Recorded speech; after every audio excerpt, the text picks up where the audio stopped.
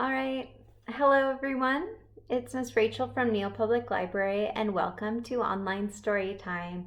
We're glad you're here with us today. Let's get started by singing our welcome song. I have 10 little fingers, and they all belong to me. I can make them do things. Would you like to see? I can put them up high. I can put them down low. I can make them disappear. Hide them, just like so. I can wiggle my fingers and I can give them 9 claps. 1, 2, 3, 4, 5, 6, 7, 8, 9. I can fold them together and put them right in my lap. Our first story today is by Ian Falconer, and it is called Olivia. Sorry about the glare there. Olivia.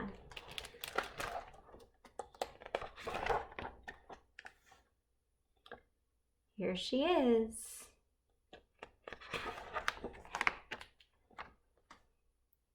And here's some of the artwork we'll have a chance to look at in this picture book as well. And it says, to the real Olivia and Ian, and to William, who didn't arrive in time to appear in this book. This is Olivia. She is good at lots of things. She is very good at wearing people out. She even wears herself out. There she is. Olivia has a little brother named Ian. He's always copying. Sometimes Ian just won't leave her alone, so Olivia has to be firm. Olivia lives with her mother, her father, her brother, her dog Perry, and Edwin the cat. In the morning, after she gets up and moves the cat and brushes her teeth and combs her ears and moves the cat, Olivia gets dressed. She has to try on everything. What outfit do you like?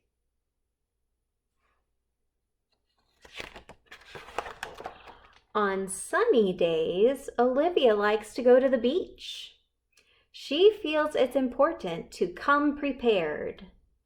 Last summer, when Olivia was little, her mother showed her how to make sand castles. She got pretty good. Sometimes Olivia likes to bask in the sun. When her mother sees that she's had enough, they go home. Every day, Olivia is supposed to take a nap. It's time for your you-know-what, her mother says. Of course, Olivia's not at all sleepy.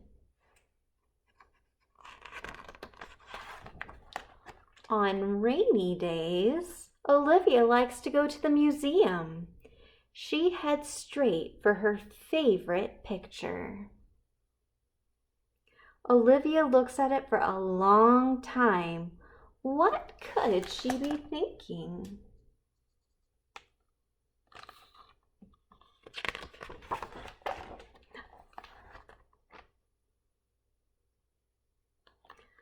But there is one painting Olivia just doesn't get.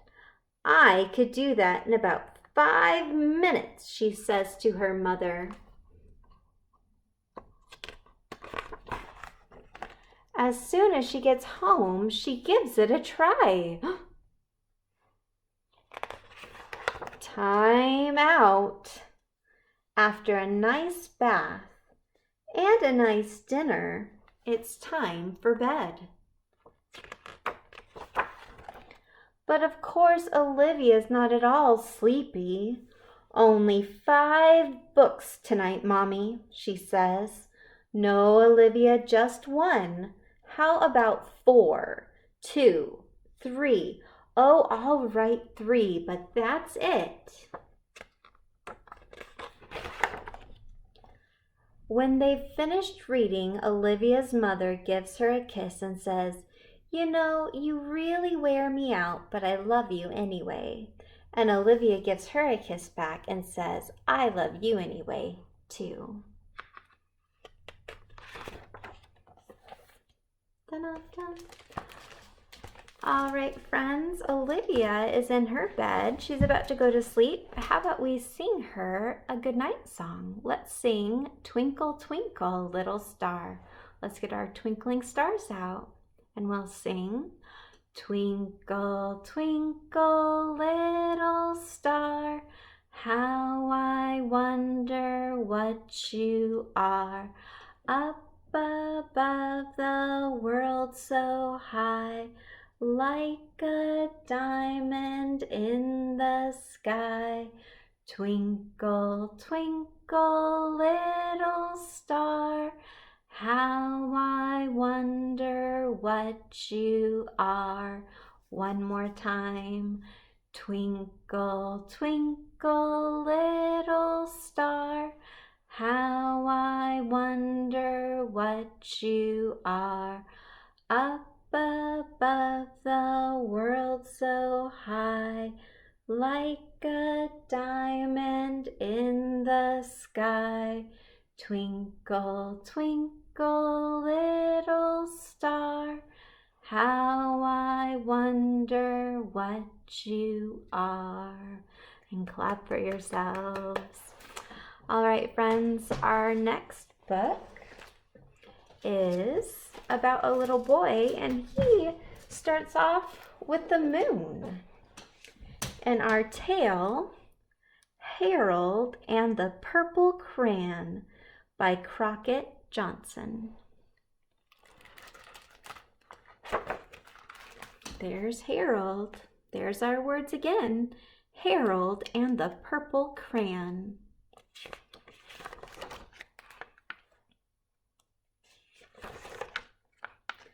One evening, after thinking it over for some time, Harold decided to go for a walk in the moonlight.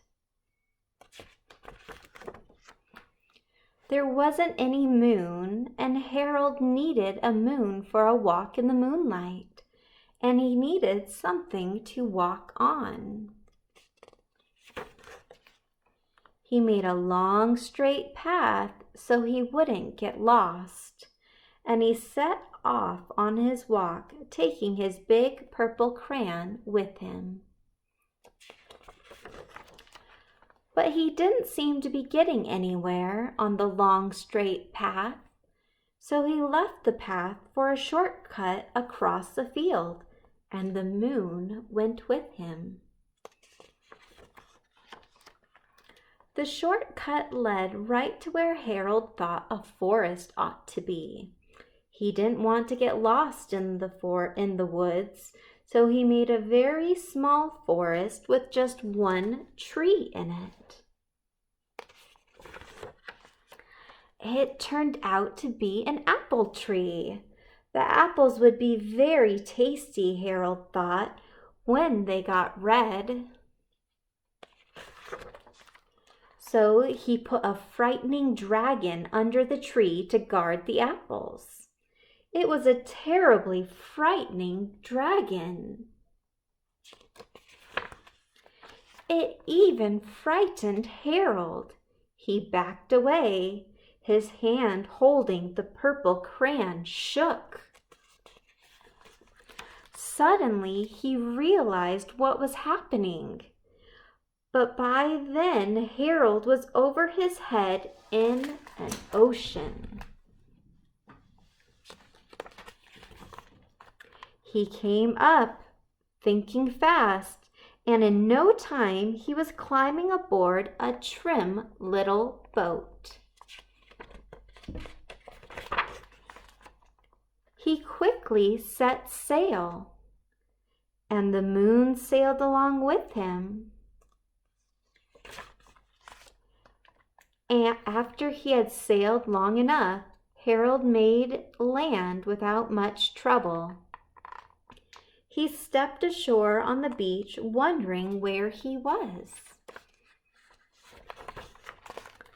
The sandy beach reminded Harold of picnics, and the thought of picnics made him hungry, so he laid out a nice, simple picnic lunch. There was nothing but pie, but there were all 9 kinds of pie that Harold liked best. When Harold finished his picnic, there was quite a lot left. He hated to see so much delicious food go to waste. So Harold left a very hungry moose and a deserving porcupine to finish it up. And off he went, looking for a hill to climb to see where he was. Harold knew that the higher up he went, the farther he could see, so he decided to make the hill into a mountain. He went high enough. If he went high enough, he thought, he could see the window of his bedroom. He was tired, and he felt he ought to be getting to bed.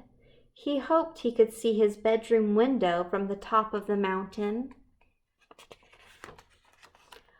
But as he looked down over the other side, he slipped, and there wasn't any other side of the mountain. He was falling in thin air.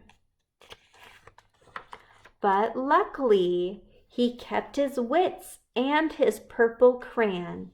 He made a balloon and he grabbed onto it. And he made a basket under the balloon big enough to stand in. He had a fine view from the balloon, but he couldn't see his window. He couldn't even see a house. So he made a house with windows, and he landed the balloon on the grass in the front yard. None of the windows was his window. He tried to think where his window ought to be. He made some more windows. He made a big building full of windows. He made lots of buildings full of windows. He made a whole city full of windows. But none of the windows was his window. He couldn't think where it might be. He decided to ask a policeman. The policeman pointed the way. Harold was going anyway, but Harold thanked him. And he walked along with the moon, wishing he was in his room and in bed. Then, suddenly, Harold remembered. He remembered where his bedroom window was when there was a moon.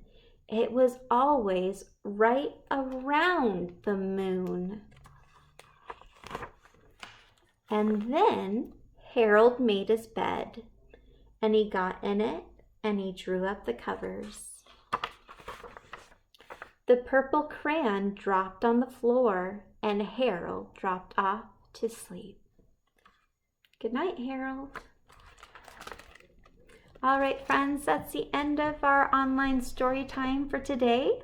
Let's get our hands out and we'll sing our goodbye song. Goodbye, friends. Goodbye, friends. Goodbye, friends. It's time to say goodbye. Goodbye. We'll see you next time.